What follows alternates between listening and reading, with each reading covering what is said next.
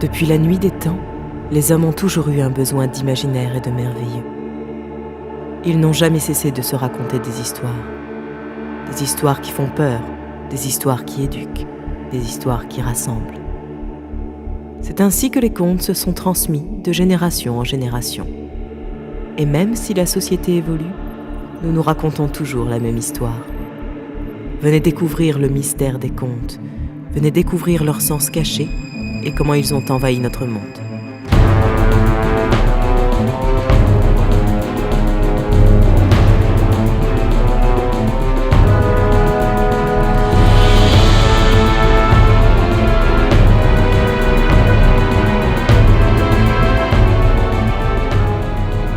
Il est clair, nous le savons bien, que la Belle au bois dormant est violée par le prince charmant.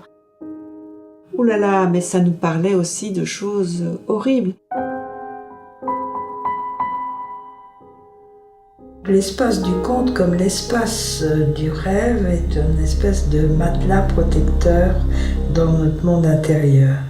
La frontière même entre ce qui est réel et ce qui est pour de faux n'est pas donnée de naissance. Le conte était intéressant à communiquer aux enfants, à faire passer aux enfants.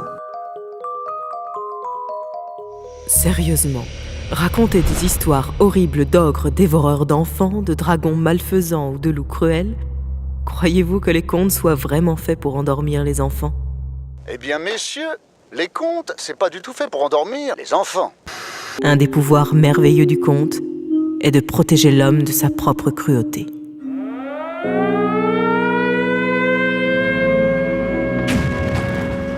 Il y a eu des guerres, nous avons vécu des horreurs et je pense qu'il va en sortir des contes qui pourront se recouper et se développer à travers les générations.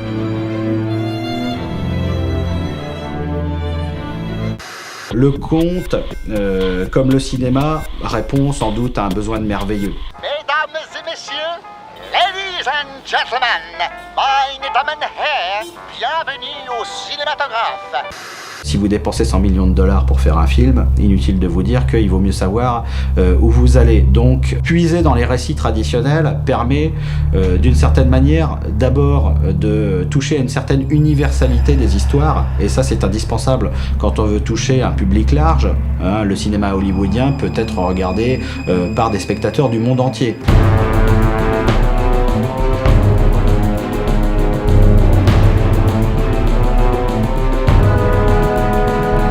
La plupart du temps, beaucoup de ces récits fonctionnent sur des structures traditionnelles. Les histoires sont toutes les mêmes. Ma voiture tombe en panne dans une forêt et puis je me fais attaquer par une espèce de serial killer. La monstruosité incarnée, ça va constituer l'une des tendances lourdes des contes au cinéma. Nous aimons tous nous laisser emporter dans le monde enchanté des contes. Et la société de consommation l'a très bien compris. C'est une façon pour la pub de s'introduire dans l'intimité de la vie familiale et même de la vie psychologique. Le conte attire toutes les générations. Les publicitaires le savent bien quand ils ciblent un public de 7 à 77 ans. C'est un univers qui dit que dans le tout possible, dans l'infini des possibles, toutes les réponses sont là. Même le monde de l'entreprise reprend ces thèmes merveilleux. Les héros, le Graal et l'aventure s'introduisent dans les grandes entreprises grâce à certains cabinets de conseil. Les gens veulent gagner, ils veulent pas perdre. On dit pas expert, on dit magicien, parce que ça, c'est sympa. Les gens acceptent d'être magicien. Les gens adorent être roi. C'est vrai, on va plus facilement au travail si on sent que l'on fait partie de l'aventure, n'est-ce pas ? Ce qui est sûr en tout cas, c'est que les contes vous feront toujours rêver. Et tant que l'homme se racontera des histoires, les contes seront immortels. Mais n'oubliez pas, les contes ne sont pas faits pour endormir les enfants, mais éveiller les hommes.